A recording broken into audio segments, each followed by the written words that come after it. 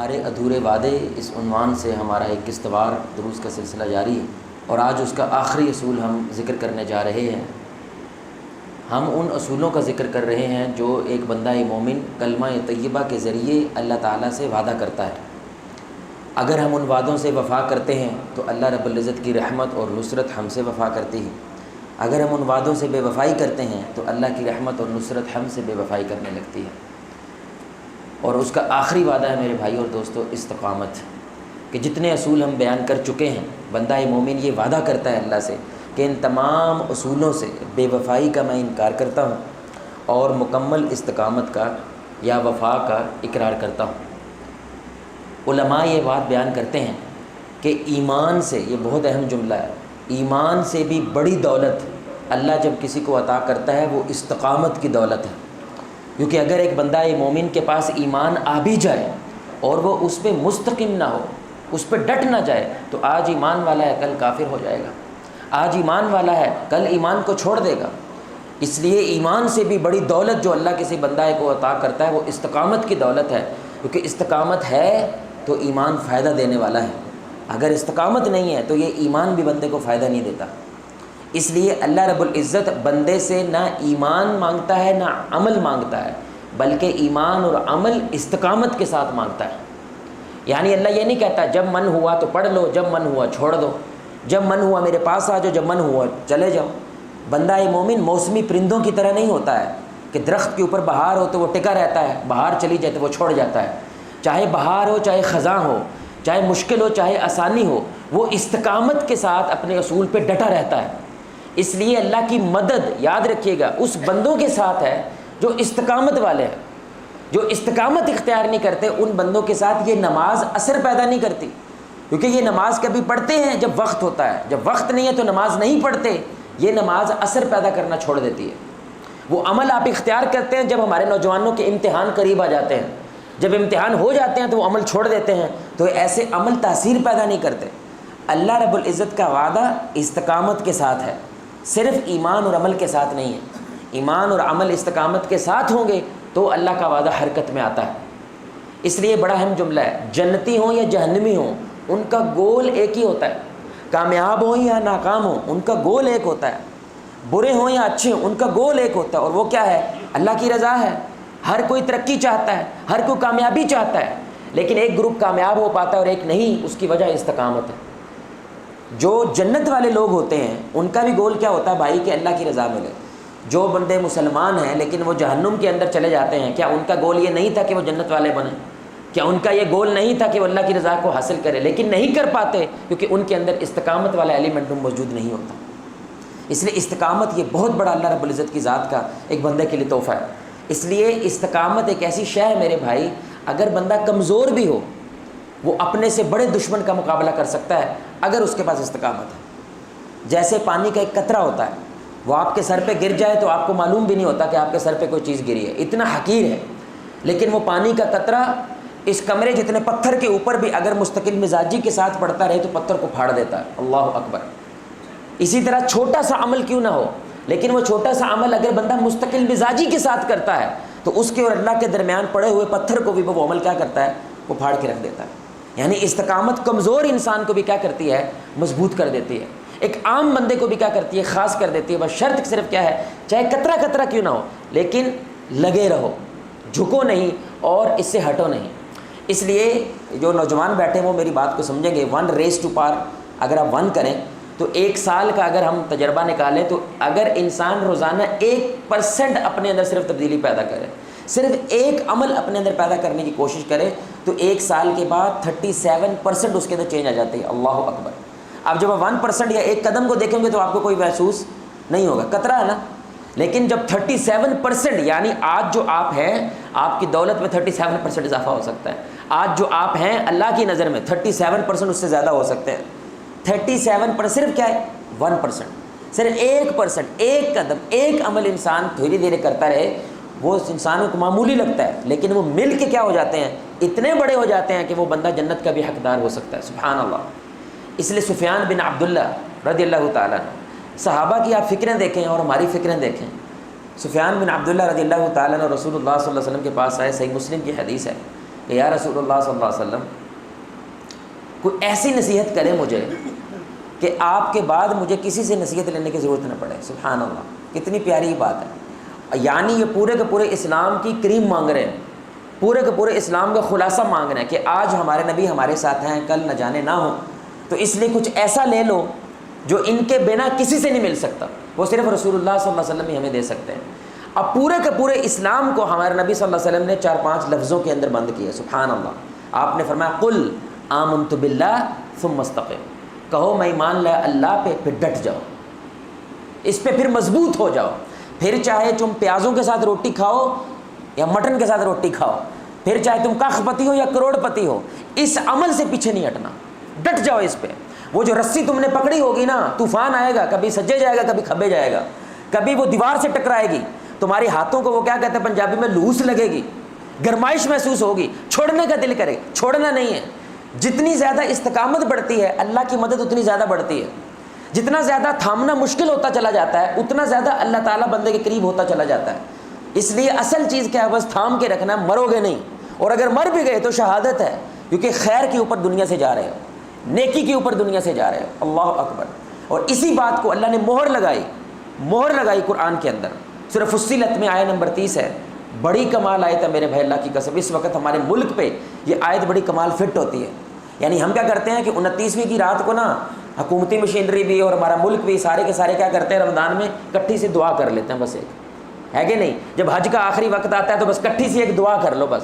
یعنی کوئی ایک آدھی نیکی کر کے یا ایک آدھا کوئی فنکشن کر کے, ایک آدھا جلسہ جلسہ کر کے بھگتانے کی کوشش کرتے ہیں.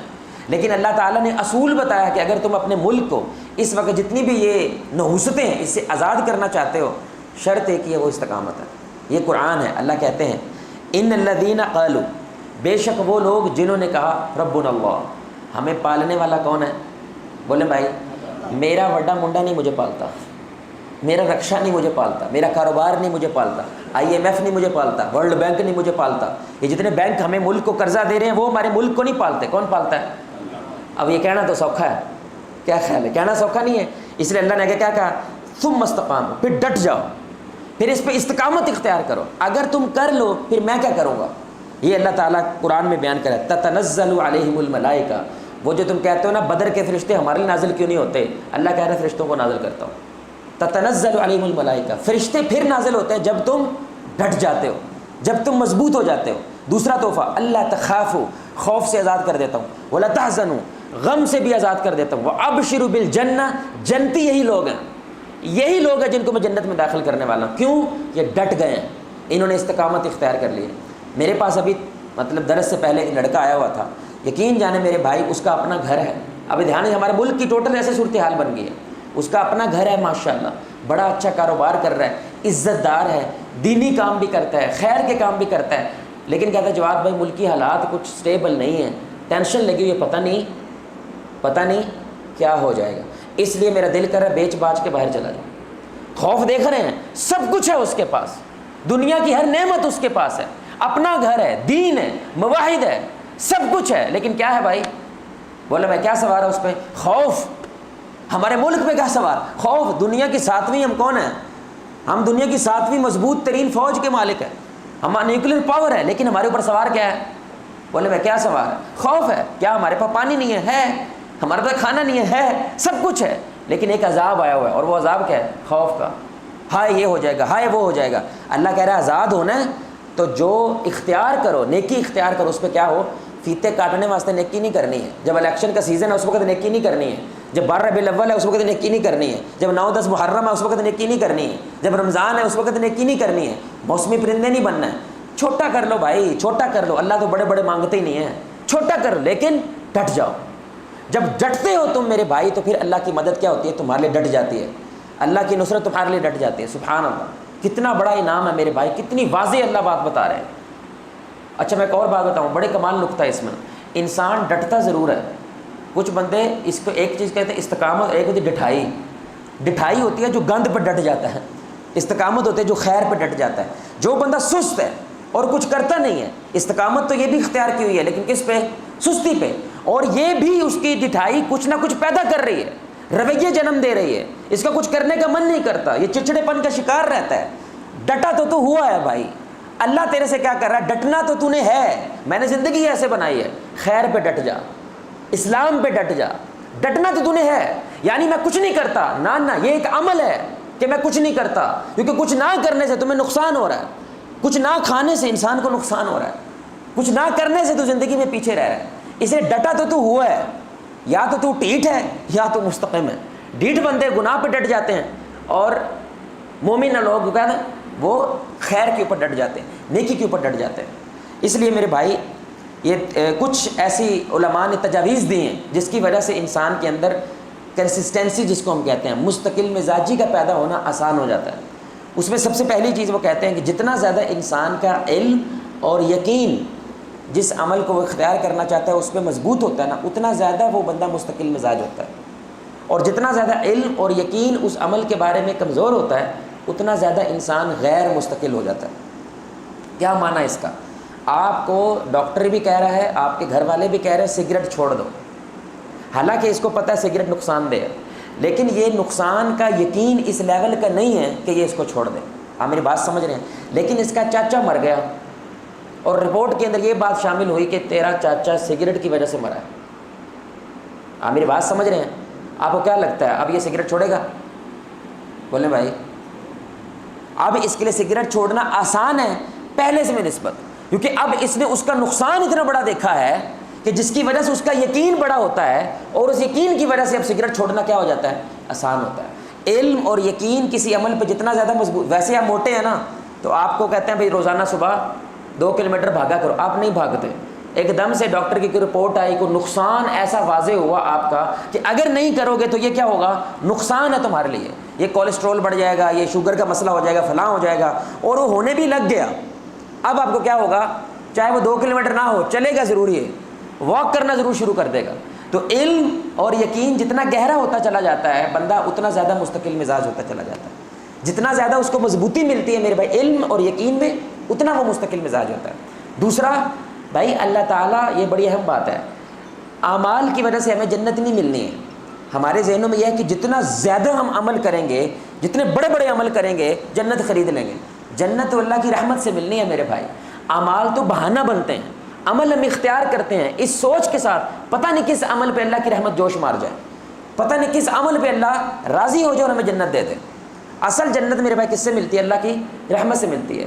اس لیے لوگوں کو لگتا ہے ہم نے زیادہ بڑے بڑے عمل کرنے ہیں. نہیں، رسول اللہ صلی اللہ علیہ وسلم نے کیا فرمایا؟ احب الاعمال الی اللہ ادومها وان قل، کہ اللہ رب العزت کو سب سے زیادہ محبوب عمل وہ ہے جو مستقل مزاجی کے ساتھ کیا جائے، بھلے ہی چھوٹا ہے، بھلے ہی معمولی ہے. یہ لوگ جو قرآن نہیں پڑھتے، ایک مثال دے رہا ہوں، ان کو جب آپ یہ بات کہتے ہیں وہ مزاح سمجھتے ہیں اس کو، لیکن یہ اللہ کے قرآن یعنی کہ رسول اللہ صلی اللہ علیہ وسلم نصیحت کر رہے ہیں کیا؟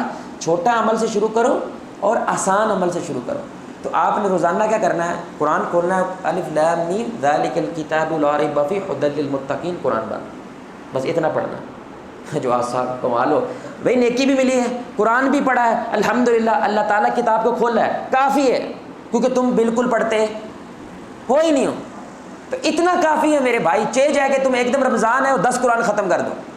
اصل چیز کیا؟ روزانہ کی بنیاد پہ قرآن کھولو، اتنا پڑھ لو، پھر کیا کر دو؟ بند کر دو. کتنی دیر لگی ہے؟ کتنا آسان ہے. یہ تو کوئی بھی کر سکتا، تو کر لینا بھائی، کوئی بھی کر سکتا تو کر لے، لیکن یہ کوئی بھی نہیں کر سکتا. تو آپ نے روزانہ کی بنیاد پہ کرنا ہے، تو اتنا چھوٹا کرنا ہے. اب اللہ کو یہ بندہ جو صرف کیا کہتا ہے الف لام میم ذالک الکتاب لا ریب فیہ ھدی للمتقین، یہ کہتا ہے، اور جو رمضان کے رمضان 10 قرآن ختم کر رہا ہے، اللہ کو یہ بندہ زیادہ محبوب ہے، کیونکہ اس کو سال بعد قرآن یاد آتا ہے، اس کو روز آتا ہے.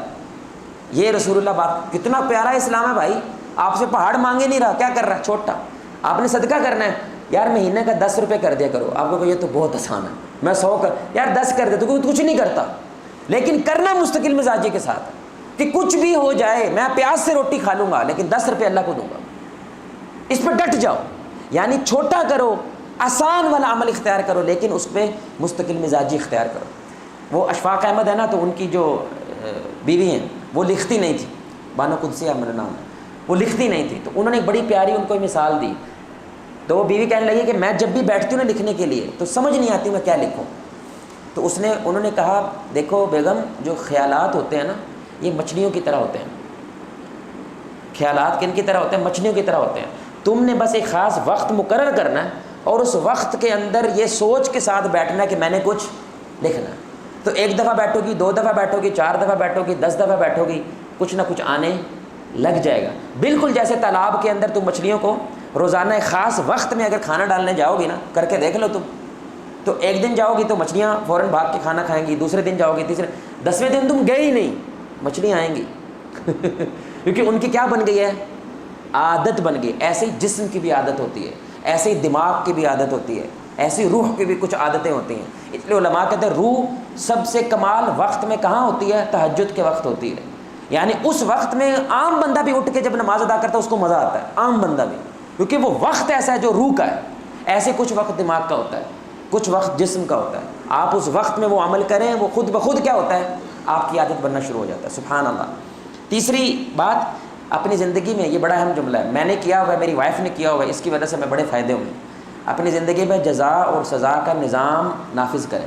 اگر آپ نے ماشاءاللہ کوئی ارادہ کیا اور کر لے، مثلا آج اپنے بیٹھے بیٹھے کہا کہ انشاءاللہ کل سے میں نے فجر پڑھنی ہے، اور آپ نے پڑھ لی، پہلے پڑھتے نہیں تھے، بھائی اپنے آپ کو کچھ اجر دو، یعنی کچھ نہ کچھ انعام دو. کسی نے تو دینا کوئی نہیں، آپ کو خود ہی دے لو. مثلا رسگلہ کھا لو جا کے، کہو آپ کو دہی بلے اچھے لگتے دہی بلے کھاؤ جا کے. یہ آپ اپنے نفس کو ٹرینڈ کرتے ہو، یہ ہے کرنے والا کام. لیکن اگر آپ کچھ نہیں کرتے، ارادہ کیا لیکن وہ عمل نہیں کیا، سزا دو اپنے آپ کو. مثلا میں کم از کم 500 روپے بسیتے دوں گا، کم از کم 10 رکعتیں نماز پڑھوں گا، یعنی کچھ نہ کچھ سزا دو. تو آپ اپنے نفس کو کیا کرتے ہو؟ ٹرینڈ کرتے ہو، کون سے رستہ صحیح ہے اور کون سا رستہ غلط ہے. اجر دو اپنے آپ کو یا اپنے آپ کو سزا دو. بہترین طریقہ ہے اپنی جسم کو، اپنی ذات کو ٹرینڈ کرنے کا. چوتھی بات، ایسے لوگوں کے ساتھ رہیں جو مستقل مزاج ہیں. اگر آپ ایسے لوگوں کے ساتھ ہیں میرے بھائی جن کے دین ایمان کا بھروسہ ہی نہیں ہے، ابھی پیر، وہ کہتے ہیں نا پنجاب، پیرے دے پھر جاتے ہیں، یعنی ادھر کو بات کرتا ہے مسجد سے باہر نکل کچھ اور گیم ہو جاتی ہے. ایسے لوگوں کے ساتھ آپ مستقل مزاج کیسے ہو سکتے ہیں؟ ایسے لوگوں کے ساتھ اٹھنا بیٹھنا شروع کریں جو کون ہے؟ مستقل مزاج. 5ویں بات، یہ بڑی اہم بات ہے، اگر آپ اپنے ساتھ وفا نہیں کرتے کوئی آپ کے ساتھ وفا نہیں کرے گا. اگر آپ اپنے ساتھ وفادار ہیں تو دنیا آپ کے ساتھ وفادار ہوتی ہے. کیا معنی اس کا میرے بھائی؟ اپنی نظروں میں نہ گر جانا. نظروں میں گر جانے کا مطلب کیا ہوتا ہے؟ آپ نے زبردستی تو نہیں ہے، کسی نے گن پوائنٹ پہ تو نہیں کہا، آپ نے اپنی مرضی سے کسی چیز کا ارادہ کیا کہ میں یہ کروں گا، لیکن آپ نے پورا بولے بھائی نہیں کیا. 1 دفعہ ہوگا، 2 دفعہ ہوگا، 3 دفعہ ہوگا، جسم ساتھ دینا چھوڑ دے گا، یہ دل ساتھ دینا چھوڑ دے گا، یہ دماغ ساتھ دینا چھوڑ دے گا. اب آپ کو ایسے لوگ ملتے ہیں نا، وہ ارادہ بھی نہیں کرتے، وہ ارادہ بھی نہیں کرتے. یار ارادہ تو کر لو بھائی، اس کی تو نیکی ہے، وہ بھی نہیں کرتے. کیونکہ میرے بھائی جسم کیا ہے؟ آپ سے ناراض ہو جاتا ہے، کیونکہ اس نے پوری محنت کے ساتھ آپ کے ساتھ لگ کے ایک ارادہ کرتا ہے اور آپ نے اس کو پورا نہیں کیا. تو دنیا جیسے آپ کو چھوڑ دیتی ہے، 4-5 دفعہ لارے لگاؤ گے تو کوئی آپ پہ بھروسہ کرے گا بھائی؟ ایسے ہی جسم بھی ہوتا ہے. تو ایک وقت آتا ہے انسان اپنی نظروں میں ہی گر جاتا ہے، اپنی نظروں میں اٹھ نہیں پاتا. آپ خود کی عزت نہیں کرتے، اپنی زبان کی عزت نہیں کرتے، دنیا آپ کی عزت نہیں کرتی. آپ خود کی قدر کرتے ہیں، اپنے لفظوں کی قدر کرتے ہیں. اس لیے کیا کہتے ہیں؟ یا تو بھائی بولو نا، اور اگر بول دو حق ہونا چاہیے، پھر اس پہ مر جاؤ اس پہ، اس سے پیچھے نہیں ہٹنا. یہ تمہارا فائدہ ہے، کیونکہ اس سے تمہاری نظر میں تمہاری عزت پیدا ہوتی ہے. جب عزت پیدا ہوتی ہے تو انسان کے اندر کانفیڈنس پیدا ہوتا ہے، وہ کانفیڈنس انسان سے عمل کروا دیتا ہے. اور آخری بات میرے بھائی، ہر بندے کا نا کوئی نہ کوئی چیز موٹیویٹ کرتی ہے، ابھارتی ہے. کسی کو کوئی عالم ابھارتا ہے، کسی کی تقریر ابھارتی ہے، کسی کو کوئی تلاوت ابھارتی ہے، کسی کو کوئی نعت ابھارتی ہے، کسی کو کوئی نظم ابھارتی ہے. جو بھی چیز آپ کو ابھارتی ہے اپنے موبائل میں رکھیں. جب آپ ڈاؤن ہونے لگے تو اس کو ایک دفعہ سن لیں، وہ آن کریں. وہ کوٹیشن ہو سکتی ہے، وہ کوئی بات ہو سکتی ہے، وہ کوئی کہانی ہو سکتی ہے، وہ کچھ بھی ہو سکتا ہے. اس کو زندہ رکھیں اپنے موبائل میں. میرے بھی ہے کچھ علماء الحمدللہ، کچھ لوگ ہیں وہ کیا کرتے ہیں؟ ہمیں موٹیویٹ کرتے ہیں. تو ہم بھی ڈاؤن ہو جاتے ہیں تو کیا کرتے ہیں؟ ایک دفعہ اس کو سنتے دوبارہ سے چارج ہو جاتے ہیں. ہر بندے کی زندگی میں ایسا کوئی ہوتا ہے یا نہیں ہے؟ تو ہونا چاہیے. میرے بھائیو اور دوستو، استقامت ہے تو میرے بھائی اللہ کی مدد آپ کے ساتھ ہے. موسمی پرندوں کے ساتھ اللہ کی مدد نہیں ہوتی. اس لیے یہ 8 وعدے الحمدللہ مکمل ہیں.